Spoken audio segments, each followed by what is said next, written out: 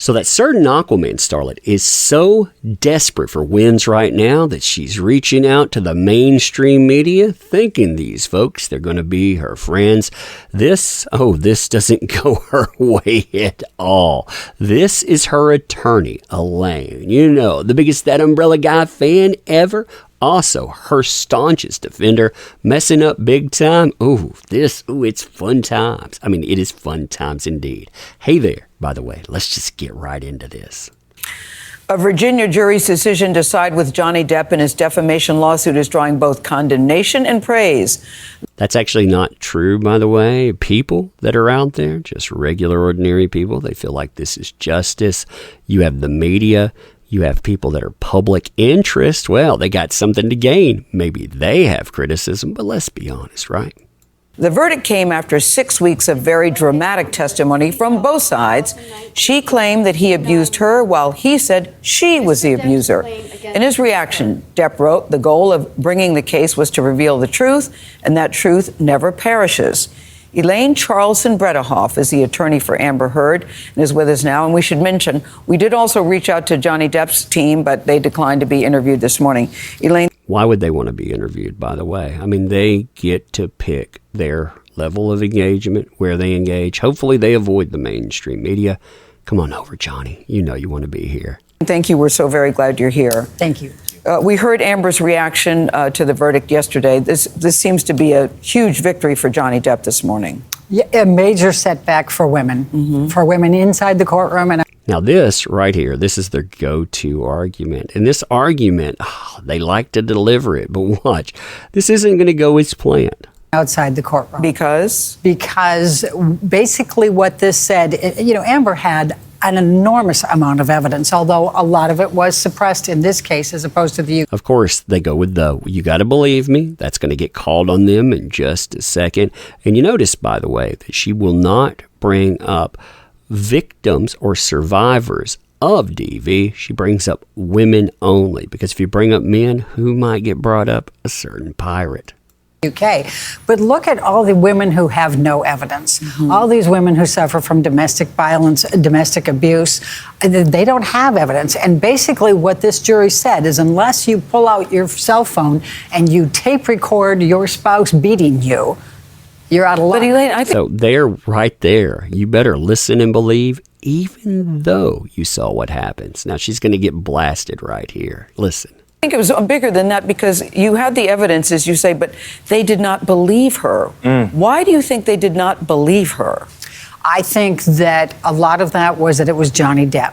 I think the celebrity status. But she's a celebrity too. Oh, that sucks for you right there, Bob. But she's a celebrity too, right, Elaine? Watch Elaine. Watch her answer. And it's not only not she's but she's a celebrity too. Right.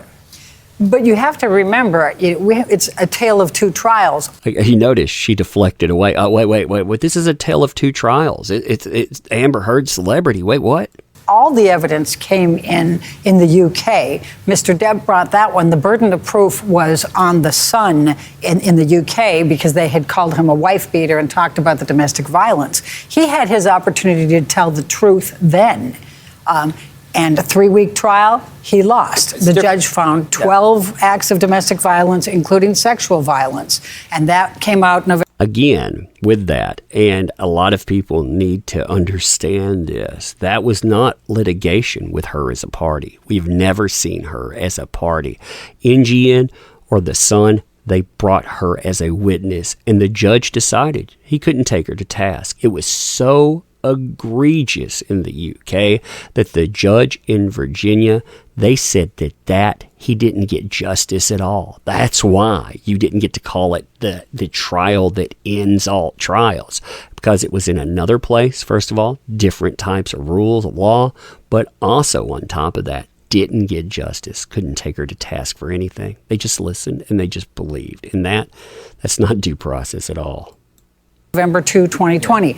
We weren't allowed to tell the jury that. Well, it's a different system, and the judge, it wasn't a jury, it was a judge. The judge said it was substantially true, and that's... So right there, it was just a judge. It wasn't a jury. The judge decided. They put out a 129-page ruling where they said, hey, I believe a freeloader, somebody that was one of the friends of that certain Aquaman starlet, but I don't believe the cops. I mean, it is crazy. You should read through it.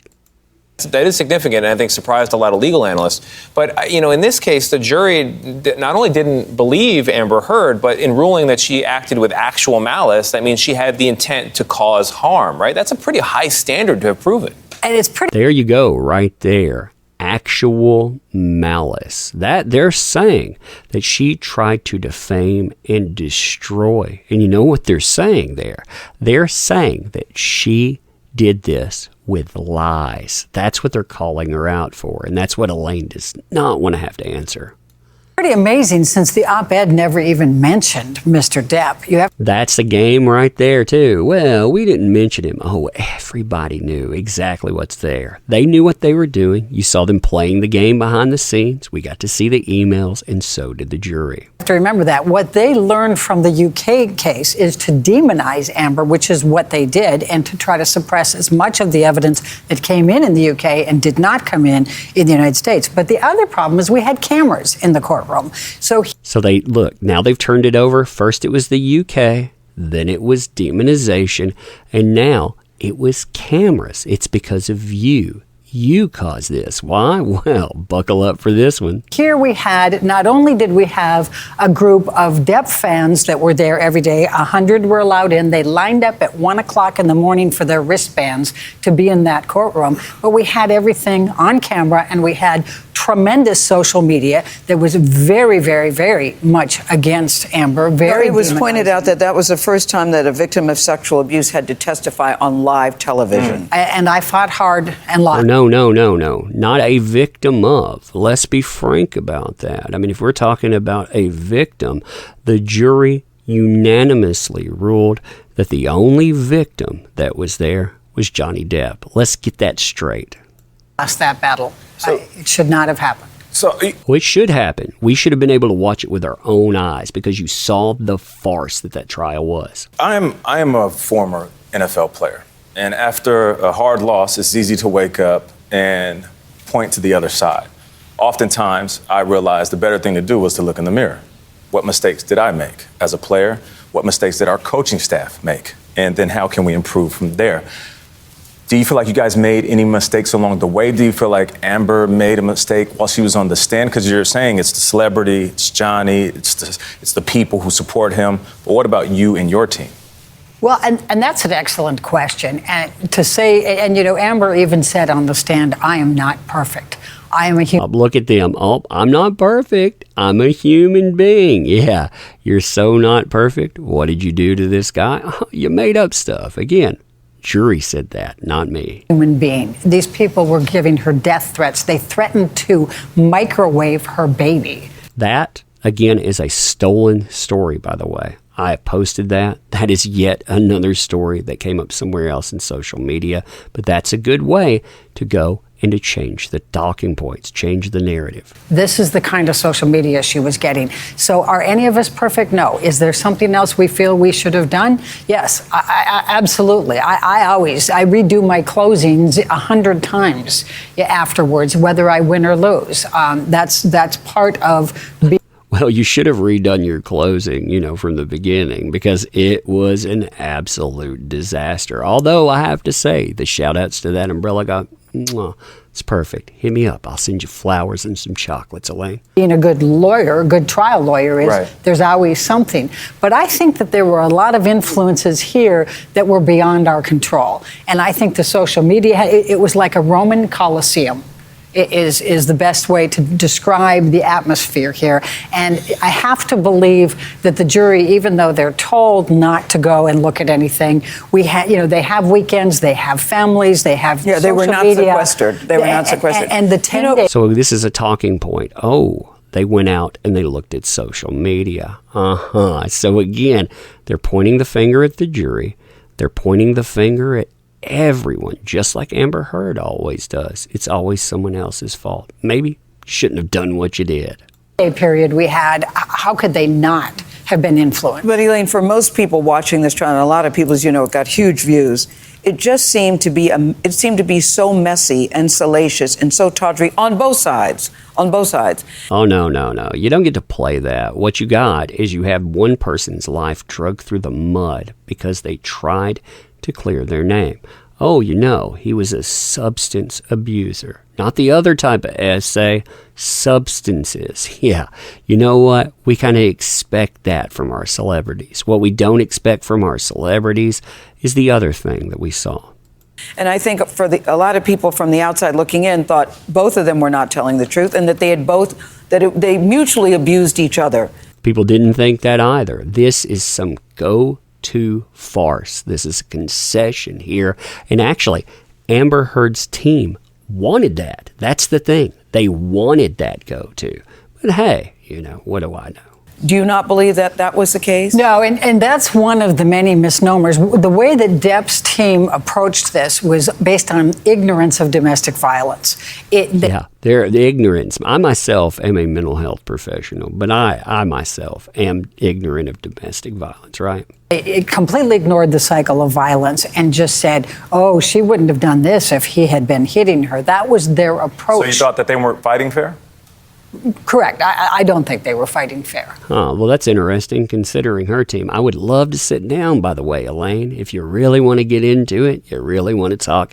I know both trials, by the way. You want to sit down, you can bring in any evidence that you want, since you're my biggest fan. But I get to ask anything that I want. You ready for that? And you think Absolutely. Amber Heard is, in fact, a survivor of domestic violence? Yes, I absolutely believe that. And there's a tremendous amount of evidence, much of which did not come into this trial, did come into the UK trial. We even had more evidence. We had medical records. We had mental health records. They don't have medical records at all. What they had was her going to an ENT, an ear, nose, and throat specialist after the relationship. And the guy was like, hey, your nose inside, it's a mess. You know what does that, by the way? A little bit of stuff we saw on a table that she totally said she didn't have a problem with, even though every other person around her said, yeah, she does. So it went back to 2012 that were contemporaneous. We had text messages from Mr. Depp's assistant saying, when I told him that he had kicked you, he cried. So how is she today, Elaine? How is she today? What is her next move? How is she today? This is something that we would not be asking if Johnny Depp lost this case. We would not hear the media asking that at all because, again, that's one of those nasty concessions. Right. Well, her next move is appeal. There were she's heartbroken. She is heartbroken. And one of the first things that she said when she came back from the verdict, when we went into the conference room, was, I am so sorry to all these women. Right. I'm sure she pointed the finger right at Elaine and she was like, you're going to undo this now. And you're going to make sure that you mention that umbrella guy 42 more times in passing. She said that? Yes. She felt like she had let down all of these women because she had more evidence than most people do. And yet they still didn't believe her. Elaine Charleston, Bretta Hoff, thank you so much for joining us. We appreciate you. Yeah,